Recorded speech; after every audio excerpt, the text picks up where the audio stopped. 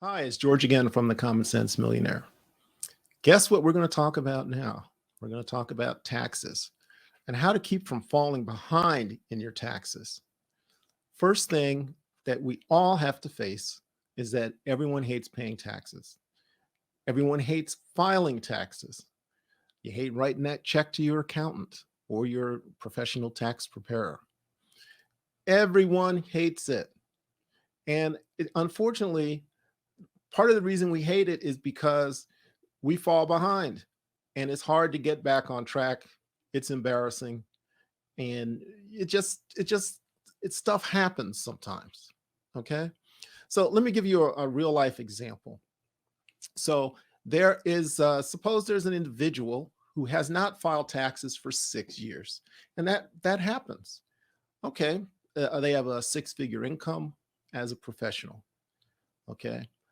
They have a house, luxury car, go on annual out of the country vacations, slamming wardrobe, just slamming. Looks good all the time and has these really fancy handbags. Okay. Guess what? Haven't filed for 6 years. So, you know what this means? If year six is the current year and the tax return is not due, they have 5 years of failure to file penalties, regardless of whether or not they owe any money to the government. And on top of that, they may have interest and penalties due on any outstanding amount owed to the government. And so, just as a note that we're calling the government, the federal government, as well as the state. And one of the things that I have found in working with taxes is that the states typically can be a little bit more unforgiving than the feds when it comes to establishing repayment options with them. So that means this individual 6 years out is more than likely going to have to enter into some type of payment plan. And they may owe such an amount that it will have to be reviewed by an IRS employee for approval. Okay. And then, of course, you would have to negotiate separately with the state that you live in, if your state indeed has a state income tax. Okay. The other worst part of this, I think a lot of people have seen some of the information provided by the IRS talking about their backlog of paper return processing. There's something like $10 to $20 million of returns from prior years that have not been processed. And the thing with that is that just delays your process. Okay. Because if under the IRS rules, there's only 3 current years that can be filed electronically. So if you're 6 years out, you've got 3 years that are going in by paper. That will take forever to work. Typically, the state is more unforgiving than the feds. So what this means is that for the federal government, you'll have to enter into a payment plan, probably reviewed by an IRS staff person for approval. You have to negotiate separately with the state you live in. And typically the best way to do that is to go down to one of the local tax offices to do that. Of course, you only do that if you're living in a state that has some type of income tax. Now, the other mystery point here is that there's been a lot of information in the media about the IRS backlog on processing returns, in particular, especially paper returns. Currently, we're allowed to e-file up to 3 years of tax returns. After, beyond that, they have to be submitted by paper and looked at by a human being in one of those places like Ogden, Utah, or Kansas City, Kansas. Okay, and what that's going to do is going to delay whatever resolution that you're trying to have. Okay, so come on, remember, we're looking at common sense activities here, common sense solutions. So how do you stop falling behind? Come on, the basic answer: pay what you owe every year. Okay. If you have a significant income, and that is most people over 6 figures, okay, and you have a job, you need a tax plan done. What a tax plan will do is allow you to sit down and look at your actual projected tax liability for the end of a year, and allows you to go back to adjust your W-2 or to make some estimated payments to the IRS for where you think you're going to be. Tax planning is key and can really be done at any time during the year. So basically, it starts where we look at what your prior year tax return was, and then we layer on top of that what's going to happen in the current year that we're looking at, taking advantage of any increased income or changes in benefit cost and pre-tax costs that serve to reduce your taxable income, so that we can give you a number, say, hey, you're going to owe $10,000 at the end of the year.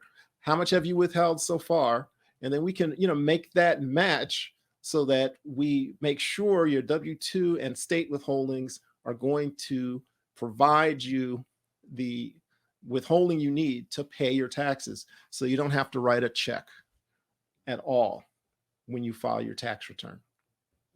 Also, the other thing is to look at your business. If you have a Schedule C business, which is filed with your regular 1040 tax return, have you deducted everything that's allowed for that business?